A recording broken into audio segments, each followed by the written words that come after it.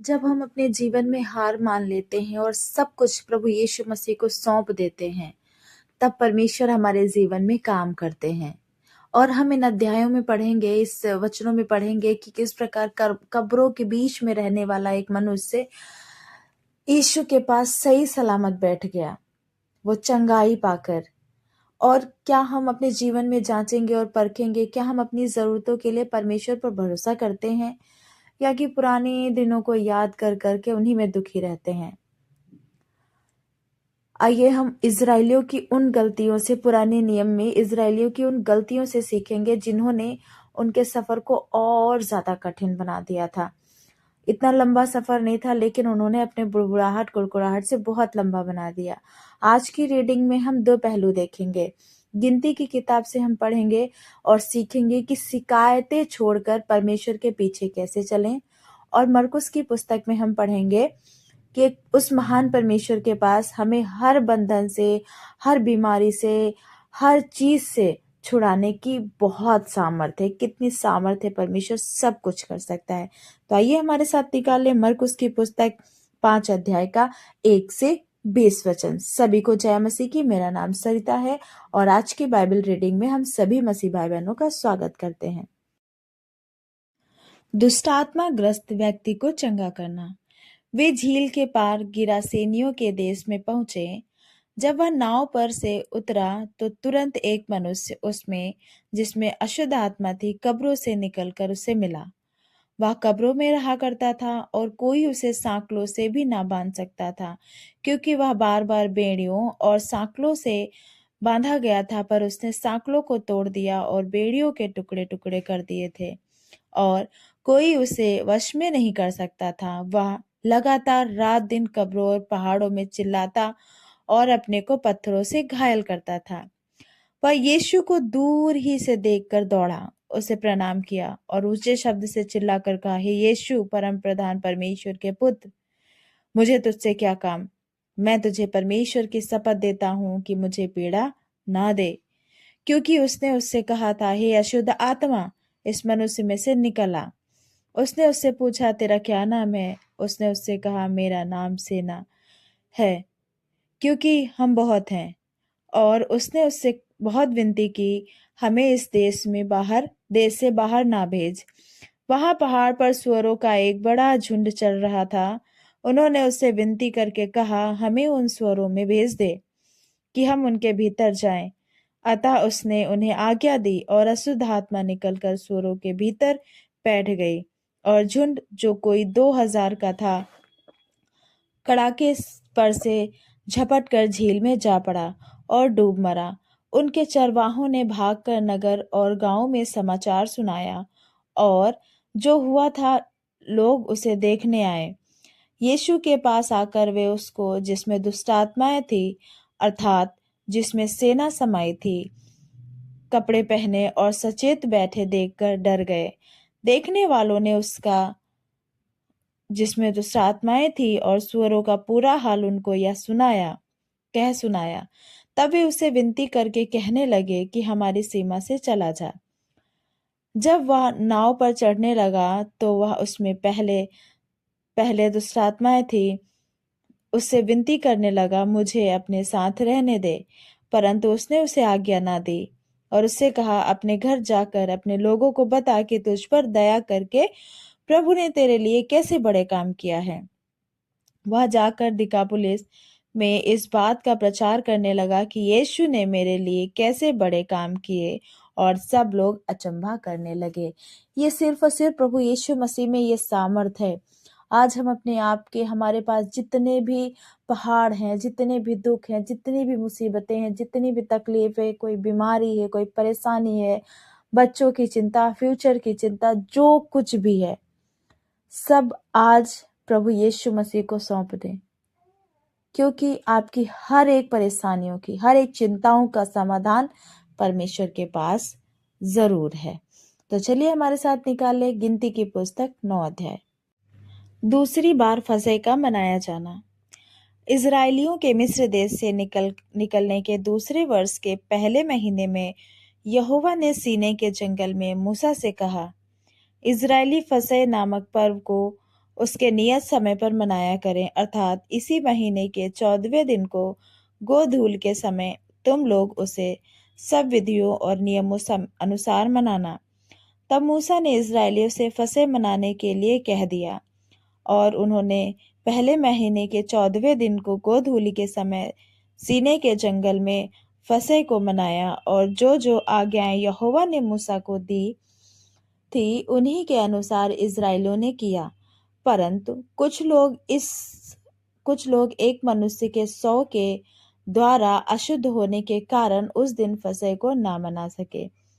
वे उसी दिन मूसा और हारून के समीप जाकर मूसा से कहने लगे, हम लोग एक मनुष्य के 100 के कारण अशुद्ध हैं, परंतु हम क्यों रुके रहें और इस्राएलियों के संग यहोवा का चढ़ावा नियत समय पर क्यों न चढ़ाएं। मूसा ने उनसे कहा, ठहरे रहो, मैं सुन लूं कि यहोवा तुम्हारे विषय में क्या आज्ञा देता है। यहोवा ने मूसा से कहा, इस्राएलियों से कह कि चाहे तुम्हारे वंश में से कोई भी किसी लोथ के कारण अशुद्ध हो या दूर की यात्रा पर हो, तो भी वह यहोवा के लिए फसह को माने। वे उसे दूसरे महीने के 14वें दिन को गोधूली के समय मनाए, और फसह के बलिपशु के मांस को अखमीरी रोटी और कड़वे साग पात के साथ खाएं, और उसमें से कुछ भी सवेरे तक ना रख छोड़ें, और ना उसकी कोई हड्डी तोड़े। वे उस पर्व को फसह की सारी विधियों के अनुसार मनाएं। परंतु जो मनुष्य शुद्ध हो और यात्रा पर ना हो, परंतु फसह के पर्व को ना माने, वह प्राणी अपने लोगों में से नष्ट किया जाएगा। वह मनुष्य को यहोवा का चढ़ावा नियत समय पर ना ले आने के कारण अपने आप बोझ उठाना पड़ेगा। यदि कोई परदेशी तुम्हारे साथ रहकर चाहे कि यहोवा के लिए फसह मनाए, तो वह उसी विधि और नियत के अनुसार उसको माने। देशी और परदेशी दोनों के लिए तुम्हारा एक ही विधि हो। निवास स्थान पर अग्निमय बादल। जिस दिन निवास को साक्षी का तंबू भी कहलाता है खड़ा किया गया, उस दिन बादल उस पर छा गया, और संध्या को वह निवास पर आग सा दिखाई दिया और भोर तक दिखाई देता रहा। नित्य ऐसा ही हुआ करता था, अर्थात दिन को बादल छाया रहता और रात को आग दिखाई देती थी। और जब जब वह बादल तंबू से उठ जाता, तब इस्राएली प्रस्थान करते थे, और जिस स्थान पर बादल ठहर जाता वहीं इस्राएली अपने डेरे खड़े करते थे। यहोवा की आज्ञा से इस्राएली प्रस्थान करते थे, और यहोवा ही की आज्ञा से वे डेरे खड़े भी करते थे। और जितने दिन तक वह बादल निवास पर ठहरा रहता, उतने दिन तक वे डेरे डाले पड़े रहते थे। जब बादल बहुत दिन निवास पर छाया रहता, तब भी इजरायली यहोवा की आज्ञा मानते और प्रस्थान नहीं करते थे।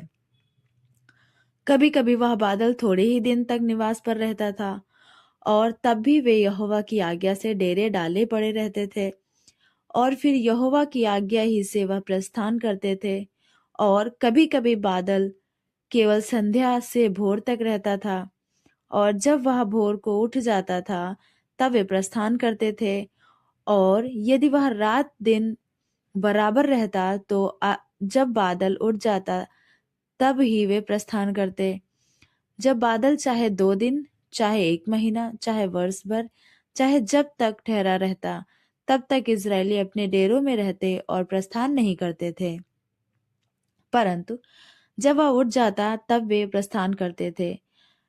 यहोवा की आज्ञा से वे अपने डेरे खड़े करते और यहोवा की आज्ञा से प्रस्थान करते थे, और जो यहोवा मूसा के द्वारा देता था उसको वे मानते थे। यहाँ पर जब मिस्र देश से इजरायली छूट के आ रहे थे, तब परमेश्वर उनके आगे आगे दिन को उजाला बनता था, आग बनता था, सॉरी, दिन को जो है बादल का खंभा बनता था, और रात को लाइट बनता था, उजाले का खंभा, आग का खंभा बनता था, ताकि उन लोगों को रोशनी और छांव दोनों मिलती रहे। चांदी की 2 तुरहियां। फिर यहोवा ने मूसा से कहा, चांदी की 2 तुरहियां गढ़ के बनाई जाएं, तो उनको मंडली के बुलाने और छावनियों के प्रस्थान करने में काम में लाना। और जब वे दोनों फूंकी जाएं, तब सारी मंडली मिलाप वाले तंबू के द्वार पर तेरे पास इकट्ठी हो जाए। परंतु एक ही तुरही फूकी जाए तो प्रधान लोग, जो इज़राइल के हजारों के मुख्य पुरुष हैं, तेरे पास इकट्ठे हो जाएं। जब तुम लोग सांस बांधकर फूको सांस बांधकर फूको तो पूर्व दिशा की छावनियों का प्रस्थान हो, और जब तुम दूसरी बार सांस बांधकर फूको, तब दक्षिण दिशा की छावनियों का प्रस्थान हो।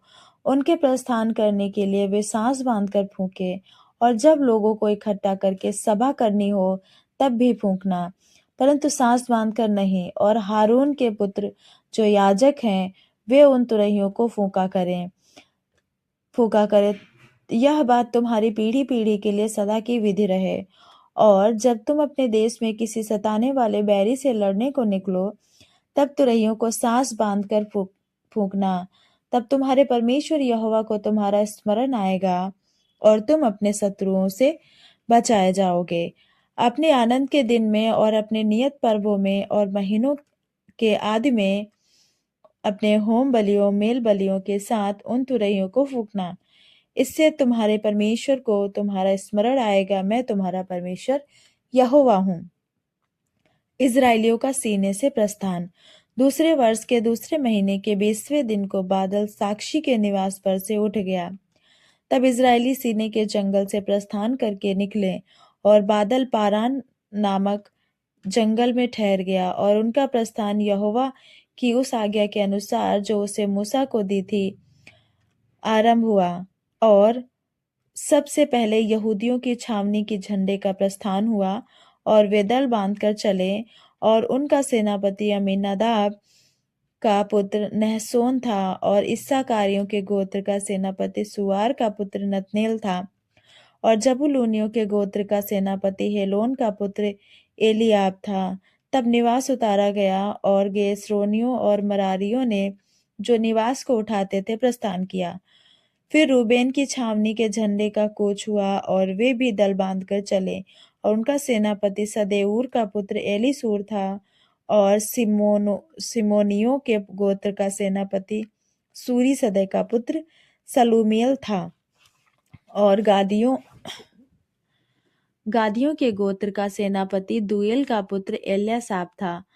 तब कहातियों के पवित्र वस्तुओं को उठाए हुए प्रस्थान किया, और उनकी पहुंचने तक ग्रेसोनियों और मरारियों ने निवास को खड़ा कर दिया। फिर एप्रैमियों की छावनी के झंडे का कूच हुआ, और वे भी दल बनाकर चले। और उनका सेनापति अमीहूद का पुत्र एलीशामा था, और मनस्सेइयों के गोत्र का सेनापति पदासूर का पुत्र गमलीएल था, और बिन्यामीनियों के गोत्र का सेनापति गेदोनी का पुत्र अबीदान था। फिर दानियों की छावनी जो सब छावनियों के पीछे थी, उसके झंडे का प्रस्थान हुआ, और वे भी दल बनाकर चले। और उनका सेनापति अमीशदै का पुत्र आजर था, और आसेरियों के गोत्र का सेनापति ओक्रान का पुत्र पजीएल था, और नप्तालियों के गोत्र का सेनापति एनान का पुत्र अहीरा था। इजरायली इसी प्रकार अपने अपने दलों के अनुसार प्रस्थान करते और आगे बढ़ा करते थे। मूसा ने अपने ससुर रूएल मिद्यानी के पुत्र होबाब से कहा, हम लोग उस स्थान की यात्रा करते हैं जिसके विषय में यहोवा ने कहा है कि मैं उसे तुमको दूंगा। इसलिए तू भी हमारे संग चल, और हम तेरी भलाई करेंगे, क्योंकि यहोवा ने इज़राइल के विषय में भला ही कहा है। होबाब ने उसे उत्तर दिया, मैं नहीं जाऊंगा, मैं अपने देश और कुटुंबियों में लौट जाऊंगा। फिर मूसा ने कहा, हमको ना छोड़, क्योंकि हमें जंगल में कहाँ कहाँ डेरा खड़ा करना चाहिए यह तुझे ही मालूम है। तू हमारे लिए आंखों का काम देना, और यदि तू हमारे संग चले तो निश्चय जो भलाई यहोवा हमसे करेगा, उसी के अनुसार हम भी तुझसे वैसा ही करेंगे। लोगों का प्रस्थान।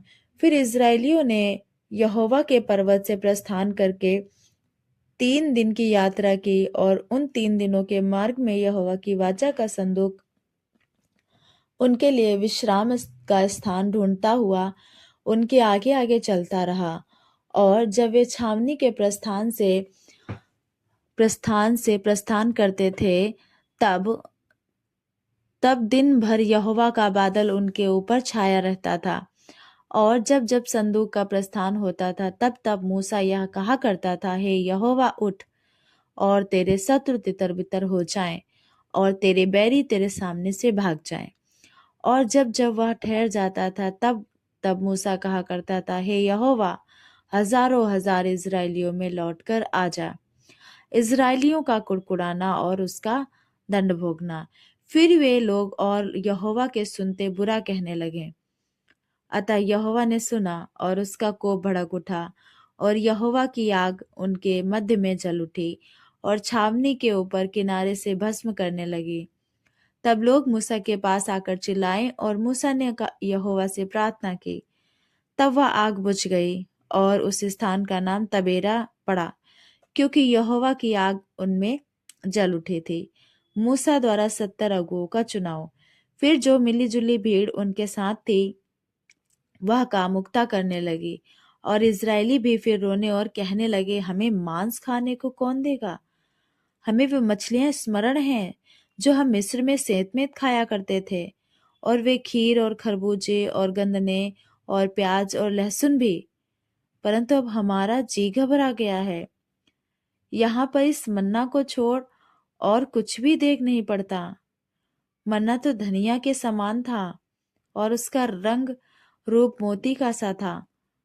लोग इधर उधर जाकर उसे बटोरते और चक्की में पीसते या ओखली में कूटते थे, फिर तसले में पकाते और उसके फुलके बनाते थे। उसका स्वाद तेल में बने हुए पुए के समान था, और रात को जब छावनी में ओस पड़ती थी, तब उसके साथ मन्ना भी गिरता था।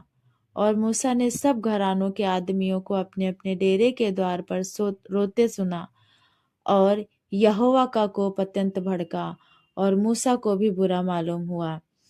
तब मूसा ने यहोवा से कहा, तू अपने दास से यह बुरा व्यवहार क्यों करता है? और क्या कारण है कि मैंने तेरी दृष्टि में अनुग्रह नहीं पाया, कि तू इन सब लोगों का भार मुझ पर डाला है? क्योंकि ये सब लोग मेरी ही कोख में पड़े पड़े थे। क्या मैं ही ने उनको उत्पन्न किया? जो तो मुझसे कहता है कि जैसे पिता दूध पीते बालक को अपनी गोद में उठाए उठाए फिरता है, वैसे ही मैं इन लोगों को अपनी गोद में उठाकर उस देश में ले जाऊं जिनके देने की शपथ तूने उनके पूर्वजों से खाई है।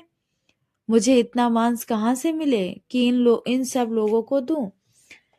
ये यह कहकर मेरे पास रो रहे हैं कि तू हमें मांस खाने को दे। मैं अकेला इन सब लोगों का भार नहीं संभाल सकता, क्योंकि यह मेरी शक्ति के बाहर है। और जो लोग जो मुझे मेरे साथ यही व्यवहार करना है, और मुझ पर इतना अनुग्रह हो कि मेरे प्राण एकदम ले ले, जिसमें मैं अपनी दुर्दशा न देखने पाऊं।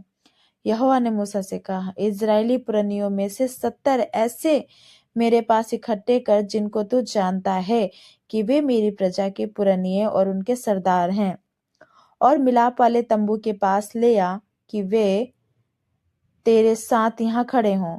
तब मैं उतरकर तुझसे वहां बातें करूंगा, और जो आत्मा तुझ में है उसमें भी कुछ लेकर उनमें समाऊंगा, और वे इन लोगों का भार तेरे संग उठाए रहेंगे, और तुझे उनको अकेला उठाना ना पड़ेगा। और लोगों से कह, कल के लिए अपने को पवित्र करो, तब तुम्हें मांस खाने को मिलेगा, क्योंकि तुम यहोवा के सुनते हुए यह कह कहकर रोए हो कि हमें मांस खाने को कौन देगा? हम मिस्र ही में भले थे, इसलिए यहोवा तुमको मांस खाने को देगा, और तुम खाना। फिर तुम 1 दिन या 2 दिन या 5 या 10 या 20 दिन ही नहीं, परंतु महीने भर उसे खाते रहोगे, जब तक वह तुम्हारे नथनों से निकलने ना लगे, और तुमको उससे घृणा ना हो जाए, क्योंकि तुम लोगों ने यहोवा को जो तुम्हारे मध्य में तुच्छ जाना है, और उसके सामने यह कहकर रोए हो कि हम मिस्र में से क्यों निकल आए। फिर मूसा ने कहा, जिन लोगों के बीच में मैं हूँ उनमें से 6 लाख तो प्यादे ही हैं, और तूने कहा है कि मैं उन्हें इतना मांस दूंगा कि वे महीने भर उसे खाते भी रहेंगे। क्या वे सब भेड़ बकरी या गाय बैल उनके लिए मारे जाएं कि उनका मांस मिले, या क्या समुद्र की सब मछलियां उनके लिए इकट्ठी की जाएं और उनका मांस मिले? यहोवा ने मूसा से कहा, क्या यहोवा का हाथ छोटा हो गया है? अब तू देखेगा कि मेरा वचन जो मैंने तुझसे कहा है वह पूरा होता है कि नहीं। तब मूसा ने बाहर जाकर प्रजा के लोगों को यहोवा की बातें कह सुनाई, और उनके पुरनियों में 70 पुरुष इकट्ठा करके तंबू के चारों ओर खड़े किए। तब यहोवा बादल में होकर उतरा, और उसने मूसा से बातें की, और जो आत्मा उसमें था उसमें से लेकर उन 70 पुरनियों में समवा दिया। और जब वह आत्मा उनमें आया तब वे नबूवत करने लगे, परंतु फिर और कभी ना की। परंतु 2 मनुष्य छावनी में रह गए थे, जिनमें से एक का नाम एल्दाद और दूसरे का नाम मेदाद था। उनमें भी आत्मा आया, वे भी उन्हीं में से थे जिनके नाम लिख लिए गए थे। तब तंबू के पास ना गए थे, और वे छावनी ही में नबूवत करने लगे। तब किसी जवान ने दौड़कर मूसा को बतलाया कि एल्दाद और बेदाद छावनी में नबूवत कर रहे हैं। तब नून का पुत्र यहोशू, जो मूसा का सेवक और उसके चुने हुए वीरों में से था, उसने मूसा से कहा, हे मेरे स्वामी मूसा, उनको रोक दे। मूसा ने उससे कहा, क्या तू मेरे कारण जलता है? भला होता कि यहोवा की सारी प्रजा के लोग नबी होते, और यहोवा अपना आत्मा उन सबों में समवा देता। तब फिर मूसा इज़राइल के पुरनियों समेत छावनी में चला गया, यहोवा की ओर से बटेरे। तब यहोवा की ओर से एक बड़ी आंधी आई, और सब समुद्र की बटेरें उड़ा के छावनी पर और उसके चारों ओर इतनी ले आई कि वे इधर उधर एक दिन मार्ग तक भूमि पर 2 हाथ के लगभग ऊंचे तक छा गए। और लोग उठकर उस दिन भर और रात भर और एक दूसरे दिन भी दिन भर बटोरते रहे।